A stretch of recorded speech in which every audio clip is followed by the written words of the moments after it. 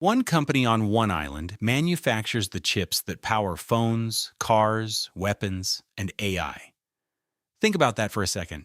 Almost every device you've touched today, every app you've opened, every car that drove past your window, every fighter jet patrolling the skies of 3 continents, every data center training the AI models reshaping the world, they all share a single hidden dependency. Apple, Nvidia, AMD, Qualcomm, Tesla, the United States military, the data centers running ChatGPT and Gemini and Claude, none of them could function the way they do without this one company. And here's the strange part. The most advanced chips on Earth aren't made in America. They're not made in mainland China. They're not made in Germany or Japan or South Korea. They're made on a small island roughly the size of Belgium. An island most people couldn't find on a map without squinting. That island is Taiwan. The company is TSMC. And if TSMC stopped operating tomorrow, the modern world wouldn't just slow down. It could come to a complete halt. So the question is, how did this happen? How did one company on one island become the most important point of failure in the entire global economy? Let's get into it. To understand why this matters, you first need to understand who TSMC actually is, because most people have never heard the name. TSMC stands for Taiwan Semiconductor Manufacturing Company. They don't design the iPhone. They don't sell graphics cards on Amazon. They don't make AI chatbots. What they do is something far more fundamental. They manufacture the chips for the companies that design them. Here's how the system works. Apple designs its own A-series and M-series chips, the ones that power your iPhone and your MacBook. Nvidia designs the GPUs that power the entire AI revolution. AMD designs processors for laptops and servers. Qualcomm designs the chips inside most Android phones. Broadcom designs networking and infrastructure chips. But none of these companies actually build their chips. They send their designs to TSMC, and TSMC turns those designs into physical silicon at a level of precision almost no one else on Earth can match. Think of it like architecture. Nvidia is the architect drawing up an impossibly ambitious skyscraper. TSMC is the construction firm that can actually build it. And they're the only firm in the world with the tools, the workers, and the experience to pull it off without the building collapsing. That's why TSMC isn't a household name, but quietly sits behind almost every modern device on the planet. Now you might be wondering, okay, but it's just chips. How hard can it be? The answer is, harder than almost anything humans have ever manufactured. A modern chip isn't just a small piece of silicon. It contains tens of billions of transistors packed into a space smaller than your fingernail. The circuits etched onto these chips are so small they're approaching the scale of individual atoms. We're talking about features just a few nanometers wide. For context, a human hair is about 90,000 nanometers thick. Building chips at that scale requires what's called a fab, short for fabrication plant. And a modern fab is one of the most extreme environments on Earth. The clean rooms are thousands of times cleaner than a hospital operating room because a single speck of dust can ruin an entire chip. The machines used to print circuits onto silicon cost hundreds of millions of dollars each. The manufacturing process involves thousands of individual steps, each one requiring near-perfect execution. A single advanced fab can cost $20 billion to build, and that's before you've trained a single engineer to operate it. But here's the part most people miss: money alone isn't enough. You can't just write a check and conjure a TSMC into existence. What TSMC has is something money can't buy on a deadline. Decades of accumulated experience, institutional knowledge, and yield optimization that competitors are still trying to catch up to. A rich country can't decide on a Monday that it wants its own TSMC by Friday. It doesn't work that way. But technical excellence alone isn't what made TSMC dominant. What made TSMC dominant was a brilliant business decision made decades ago. For most of the history of the chip industry, companies did everything themselves. Intel, for example, designed its chips and built its chips. The two were inseparable. TSMC's founder, Morris Chang, took a different bet. He decided TSMC would only manufacture chips. Just manufacture.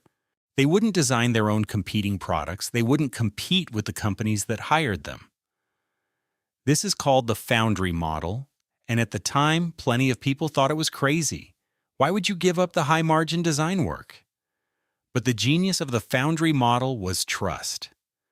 Apple could send its most secret, most valuable chip designs to TSMC without worrying that TSMC would steal the design and release a competing iPhone next year.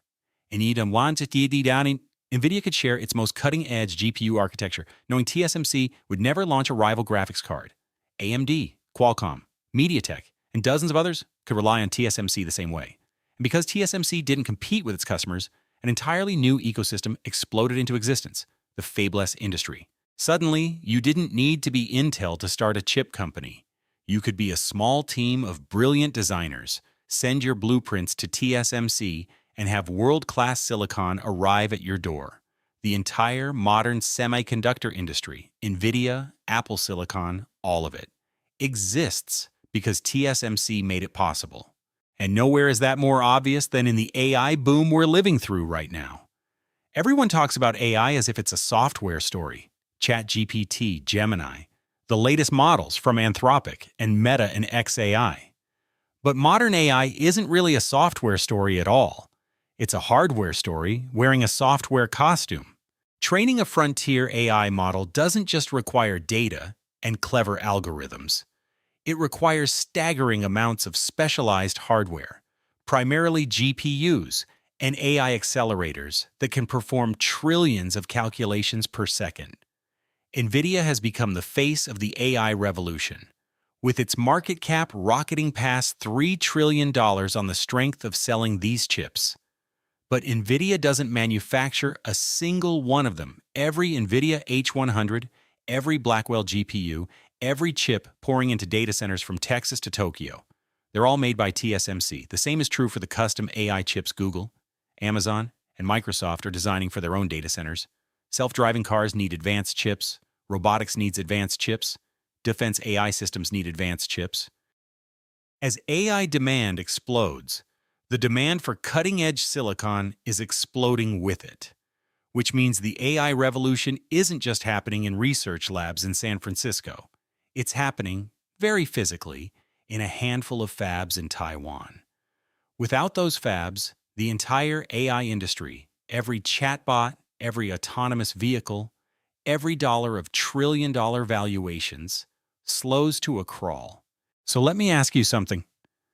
What if TSMC stopped operating for a single week? Not forever, just 1 week. What would actually happen?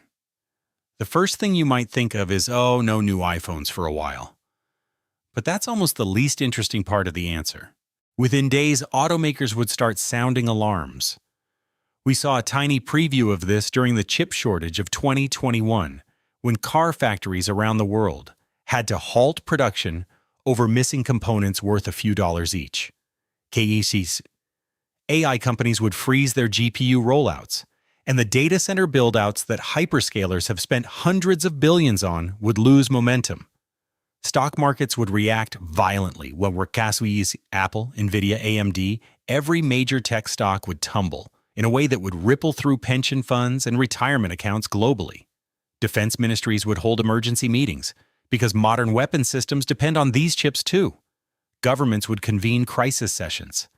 And here's the unsettling part. The world has quietly built almost everything on the assumption that TSMC will keep running smoothly forever. We've stacked the entire digital economy on top of one company on one island with very little backup. So the obvious next question is, where exactly is that island? And how stable is the ground beneath it? This is where the story stops being about business and starts being about geopolitics, because TSMC sits in what might be the most dangerous place in the world.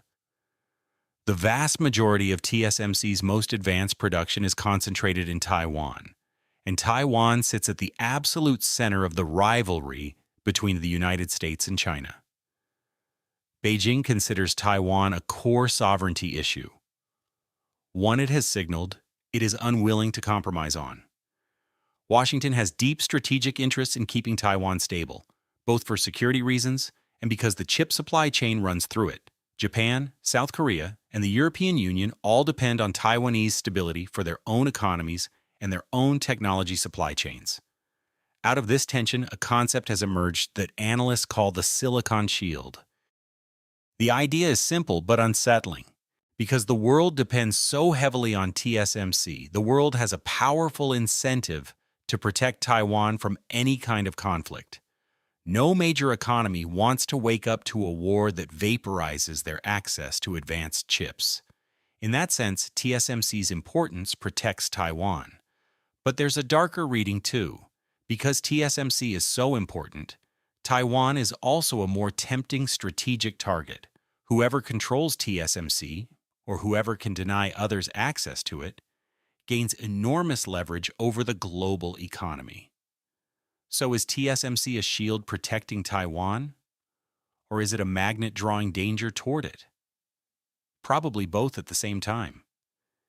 And every government with a stake in advanced technology knows it. Which is why, over the last few years, you've seen something remarkable. Every major power on Earth simultaneously deciding it needs to make its own chips. The pandemic and the chip shortage that followed were a wake-up call. Suddenly, presidents and prime ministers who had never thought about semiconductors in their lives realized their entire economies were dangling by a thread. The United States passed enormous funding packages to bring semiconductor manufacturing back onto American soil. China is pouring tens of billions into its own domestic chip industry, racing to become independent of Western and Taiwanese technology. Europe announced its own chips initiatives. Japan and South Korea ramped up their investments. On paper, it looks like the era of TSMC dominance should be ending. But here's the things. Building advanced chip manufacturing isn't a copy-paste exercise. You can have unlimited money, you can have land, you can have generous government subsidies and tax breaks, and it still won't be enough. You also need a deep bench of engineers trained over decades. You need an operational culture obsessed with precision. You need an entire local supply chain of specialized vendors. You need the institutional knowledge of how to push yields, the percentage of chips that come out working, from terrible to excellent. You need a manufacturing discipline that takes a generation to build. TSMC itself is now building fabs in the United States, Japan, and Germany. But replicating what they've built in Taiwan, on foreign soil, has turned out to be far harder than anyone expected. Skills don't travel easily. Culture doesn't travel easily. And every year you spend trying to catch up, TSMC moves another step ahead. Which brings us to the real question lurking under all of this. Can the world actually live without TSMC? Technically, no. TSMC isn't the only company that makes chips. Samsung makes chips. Intel makes chips. There are foundries in China and elsewhere. But when it comes to the most advanced nodes, the very latest, smallest, most powerful generations of chip technology, the gap between TSMC and everyone else is enormous. We're not talking about a small lead. We're talking about a generational lead in some categories. And those leading-edge chips are exactly what powers the most economically and strategically valuable technologies of our time. AI training and inference, smartphones, cloud computing, modern automobiles, advanced medical equipment, defense systems, financial infrastructure, the networks that hold the digital world together. If the cutting-edge supply from TSMC were disrupted, the damage wouldn't just be financial, it would reshape the global balance of power. Because here's the deeper truth that policymakers have finally started to understand.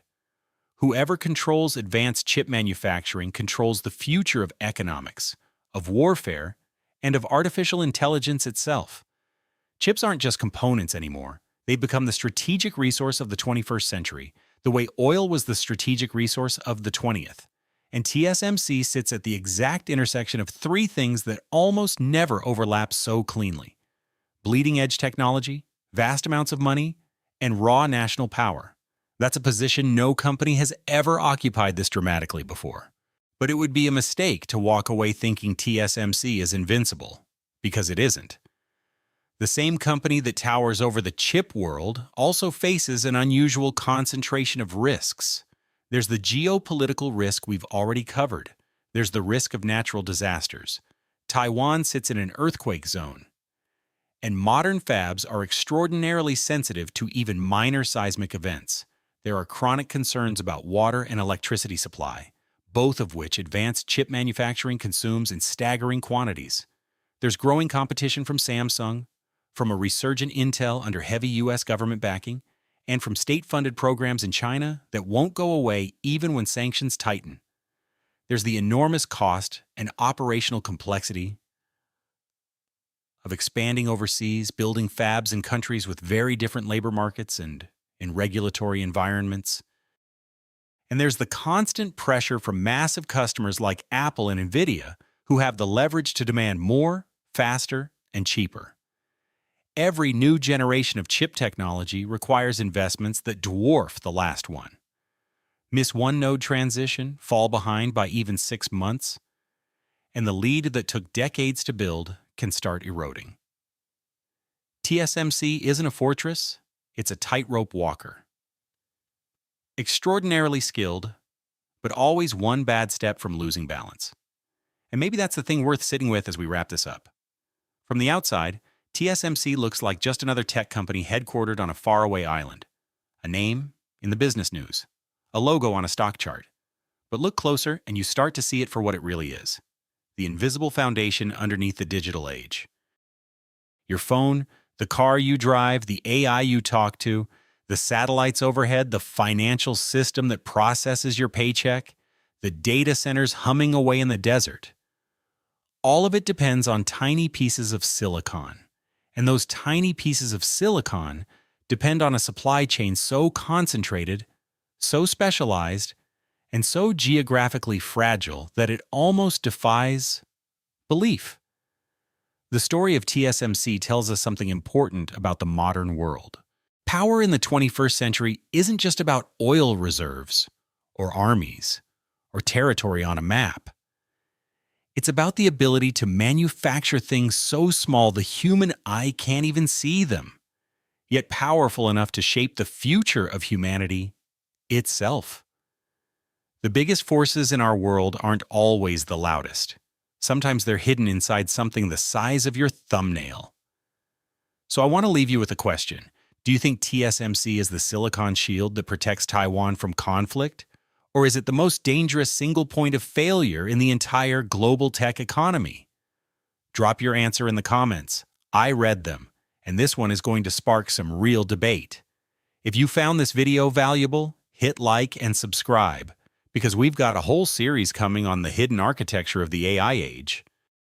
Up next, I'm digging into Nvidia and how it became the most valuable chip company on Earth, the chip war between the US and China and what comes next, and the story of ASML, the Dutch company that builds the single most important machine on the planet, the one even TSMC can't operate without.